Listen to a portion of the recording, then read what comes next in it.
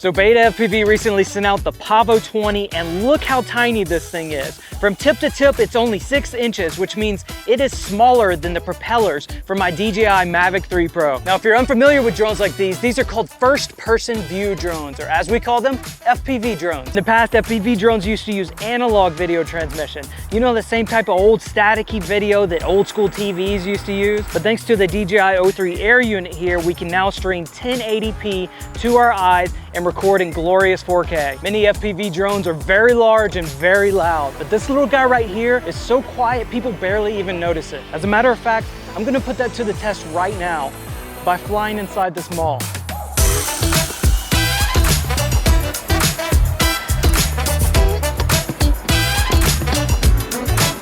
I'd be lying if I said I wasn't a little nervous right now. 12 seconds later. Okay, somebody already came up to me, so this may not be a good spot.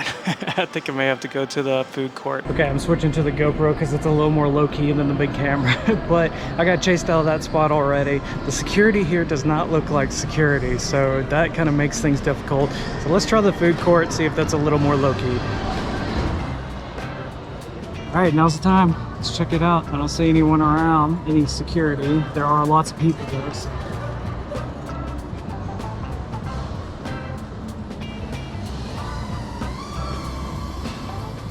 Oh, it's super quiet. You can barely hear this thing. There are a ton of people around. So technically I can fly over people, but I think I'm gonna avoid it just in case. My heart is beating so fast, dude. While past Daniel is having a heart attack flying in public, let's go over some of the technical details. This is a 2-inch Cinewhoop. Cinewhoop generally means that the drone has ducts or guards around the propellers. Propeller guards have a dual purpose of protecting things from the propellers and also protecting the protecting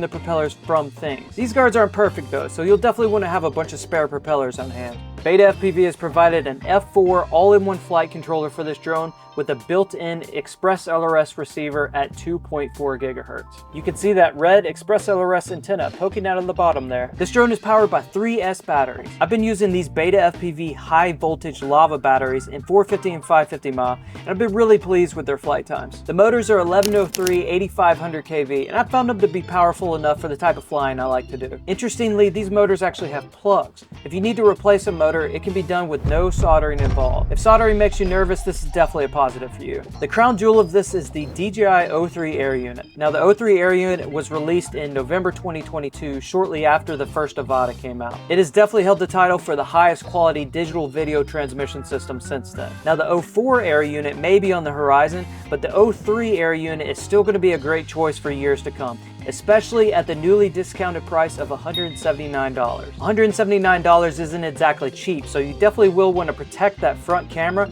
with an ND filter like this. I've been using these Flywoo ND filters and I've been pretty happy with them. Speaking of price, the Pavo20 is an incredible $104.99. Keep in mind this doesn't include the O3 Air Unit, but that can be purchased at that $179, bringing the total price to $283.99. That makes this one of the cheapest 2-inch HD drones on the market. Okay, I think we've left past Daniel alone for long enough, so let's go see how he's doing.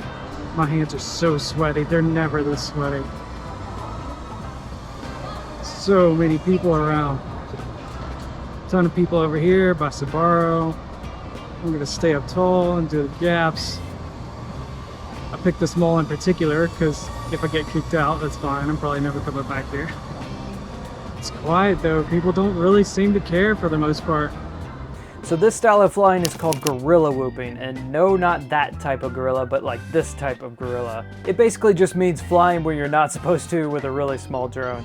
So it's really important if you do Guerilla Whoop to fly with as small of a drone as possible, because there is a chance of hitting people and you want to minimize the risk of damage. While technically the Pavo20 is a little too large to be considered a tiny whoop, it's still a very small drone. It comes up to 138 grams with a 550 milliamp hour battery.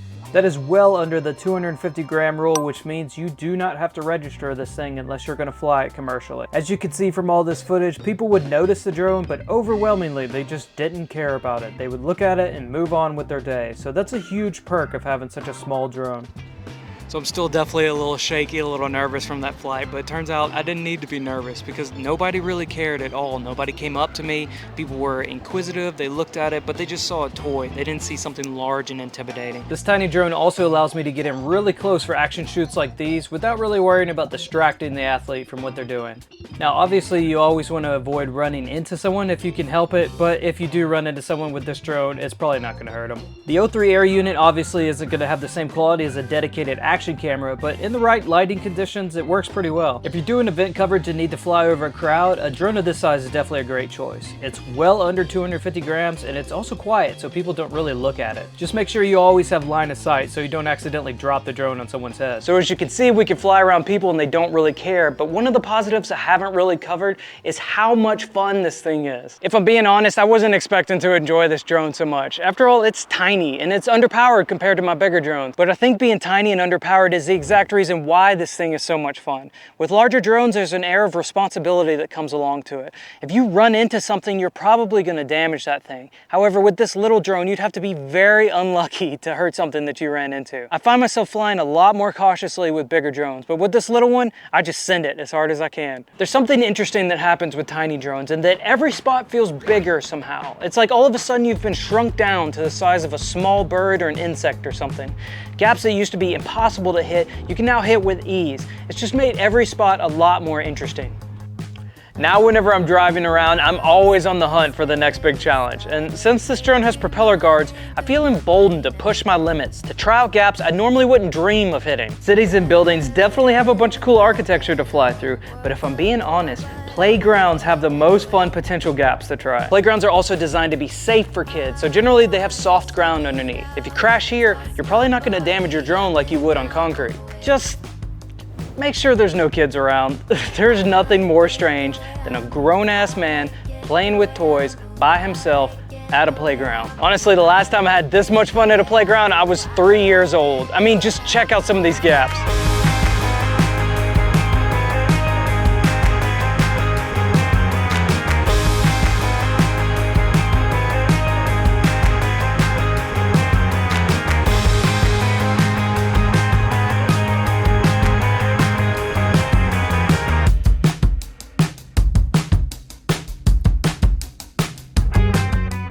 While there's a ton of positives about a little drone like this, there are certainly some negatives. For instance, on a windy day like today, you're gonna struggle to fly, much less hitting any gaps. This footage here, I'm trying to stay as stable as possible in front of the camera, and as you can see, that is exceedingly difficult. If you live in a place that's frequently windy, you might want to find some indoor places to fly. It's also not a great idea to fly very far away with a drone this small. While surfing hillsides like this is a lot of fun, it is very high consequence. The antenna is pretty small, and if the drone falls out of the air, it's gone forever. You're never gonna find it. Drones this size are too small to carry a buzzer, and the motors aren't large enough to hear at a distance. You should probably save the mountain surfing for the bigger drones. Like I said earlier, Tiny Whoops as a whole are underpowered. While this one has more power than other Tiny Whoops since it uses 3 S batteries, I would manage your expectations. It isn't a freestyle bando basher. Give yourself a buffer when you do high power moves like power loops and split S's. You can definitely dive buildings, just make sure to pull out of the dive earlier than with a bigger drone. Something I've noticed with this drone in particular is that it likes to shake loose after repeated crashes. I occasionally notice that the bolts holding up prop guards to the frame will have backed out a little bit. While this is definitely annoying, it's not a deal breaker to me. Like with every drone, it's a good reminder to give the drone a once over before every flight to make sure everything is good. Okay, and finally the question I know a ton of you have, is this a good drone for beginners? Well, maybe. Let's weigh the pros and cons. But first, if you haven't already clicked that subscribe button, go ahead and hit that bad boy.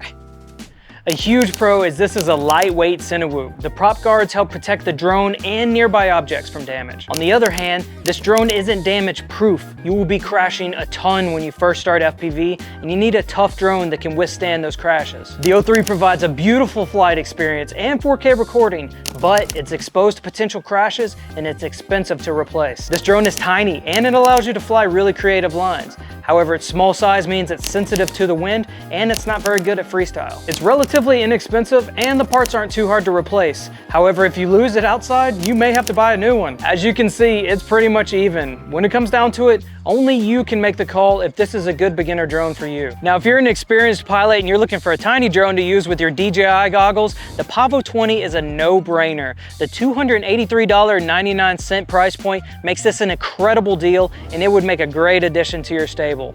If you are a beginner pilot and you decide to pick this up, I think you're gonna have a great time. But before you fly for the first time, watch both of these videos.